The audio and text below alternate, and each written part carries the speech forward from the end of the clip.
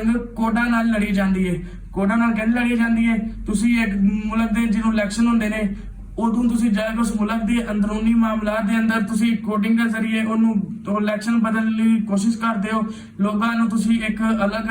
राह के उत्ते लैके जाने की कोशिश करते हो, उन्होंने एक माइंड सैट करते हो, उन्होंने तुसी कह सकते हो कि साइबर जंग वे। नाज़रीन उस तो बाद चौथे नंबर ते जिहड़ा साडे कोल जिहड़ी जंग दी जिहड़ी एक होर इकसाम आंदी है वो वे नज़रियाती जंग। नज़रियाती जंग कहने वे कि असी तुसी वेखिया होना है कि शिमाली कोरिया नूं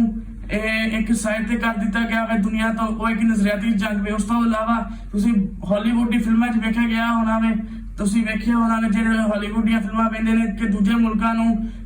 विखाना कि वो इंज दे ने उन्हां नूं तुसी कह सकते हो कि नज़रियाती जंग वे, क्योंकि एक तफरीह तो होंदी है लेकिन असल मकसद होंदा वे और नज़रियाती यलगार होंदी है, नज़रियाती जंग होंदी है।